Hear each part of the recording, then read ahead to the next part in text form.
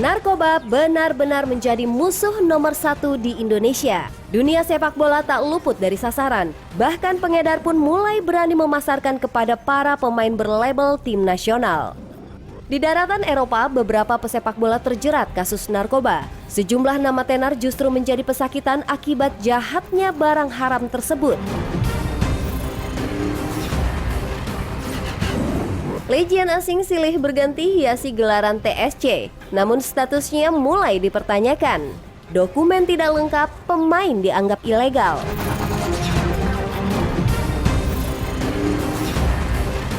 Jendela transfer TSC kian hangat. Klub mulai bersolek memburu pemain bidikannya. Wajah baru datang, wajah lama berganti seragam tempur.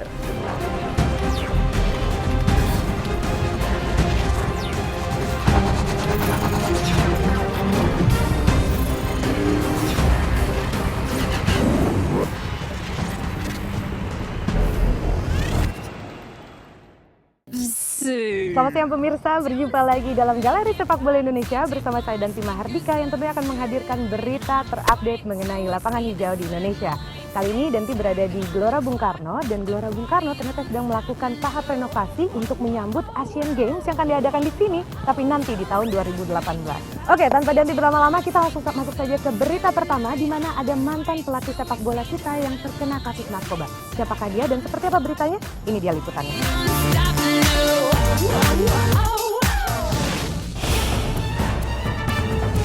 Narkoba kembali mencoreng dunia sepak bola tanah air. Anggota Satreskoba Polrestabes Surabaya, Jawa Timur berhasil membongkar salah satu jaringan pengguna sabu di kalangan pelatih sepak bola yang melibatkan asisten dosen perguruan tinggi negeri.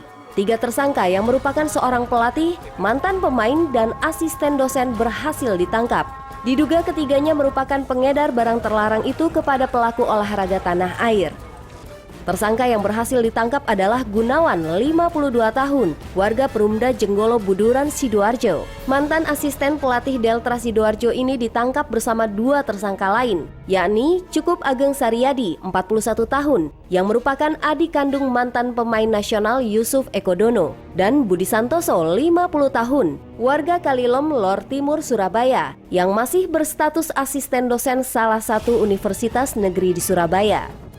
Para tersangka diciduk anggota Satreskoba Polrestabes Surabaya di 3 tempat berbeda, yakni Surabaya dan Sidoarjo. Dari penangkapan ketiga tersangka ini, pihaknya menyita 2 paket sabu beserta alat hisapnya dan timbangan digital. Hasil penyidikan, selain dikonsumsi sendiri, kabarnya tersangka juga mengedarkan narkotika ini kepada pemain nasional Indonesia. Dari keterangan tersangka, bahwa mereka juga menyuplai beberapa oknum pemain sepak bola nasional. Ada berapa yang disuplai?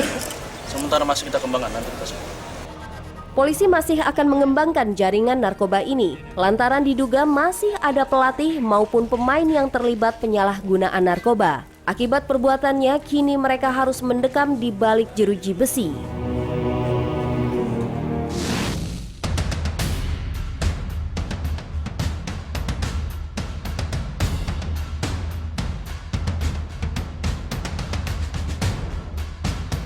Ancaman obat-obat terlarang khususnya narkoba siap mengintai siapa saja tanpa pandang bulu. Tidak hanya orang awam, tokoh politik, ataupun selebritas. Narkoba juga bisa menjerumuskan para atlet, termasuk aktor-aktor lapangan hijau. Di Indonesia, kasus yang menimpa mantan pelatih sepak bola bukan yang pertama kali terjadi. Tahun 1900-an, Kurniawan diberitakan pernah terlibat penggunaan narkoba. Karir dan nama besarnya anjlok.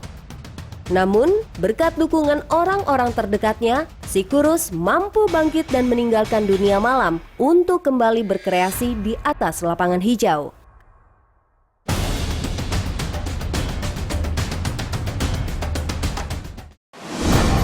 September 3 tahun lalu, Badan Narkotika Nasional Provinsi DKI Jakarta mengungkapkan mantan punggawa timnas berinisial IA terbukti positif menggunakan narkoba bersama 3 rekannya. Atas tuduhan tersebut, IA pun harus menjalani wajib lapor dan terpaksa dicoret dari skuad Indonesia yang saat itu akan menghadapi legenda Manchester United. Siapa yang menyangka jika mantan pelatih Bayern Munchen Pep Guardiola pernah terjerat kasus obat terlarang?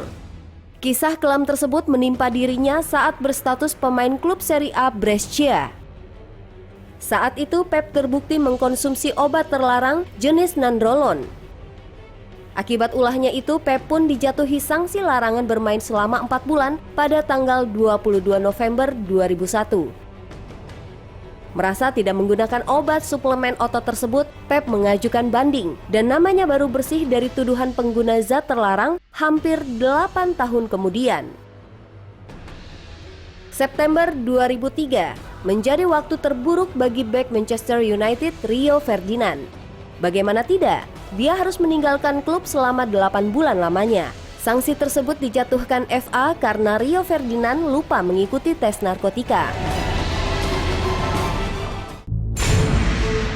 Andrian Mutu menjadi sorotan publik pada tahun 2004. Pemain asal Rumania ini divonis 7 bulan penjara setelah positif menggunakan kokain. Tidak hanya itu, Mutu juga langsung dipecat oleh klubnya saat itu Chelsea dan diharuskan membayar denda sebesar 14,6 juta pound sterling atau sekitar 220 miliar rupiah kepada The Blues. Inilah kontroversi paling heboh sejagat sepak bola. Prestasi besar Diego Armando Maradona mulai meredup saat dirinya mulai tergerus lembah hitam penyalahgunaan obat terlarang. Mulai berakrab dengan kokain ketika hijrah ke Eropa, Maradona dijatuhi hukuman pada tahun 1991 dan diwajibkan masuk pusat rehabilitasi ketergantungan narkoba. Seolah tidak kapok, setelah sanksi usai, Maradona kembali terjerembab di kubangan serupa 3 tahun berselang. Dukungan moral dari keluarga dan orang-orang terdekat akhirnya mampu menyembuhkan Maradona dari ketergantungan narkoba. Well, narkoba bukanlah sekedar makanan atau minuman yang bisa dikonsumsi sesuka hati. Barang laknat tersebut dapat merusak kesehatan, bahkan merenggut nyawa kita. So, say no to drugs demi masa depan yang lebih baik.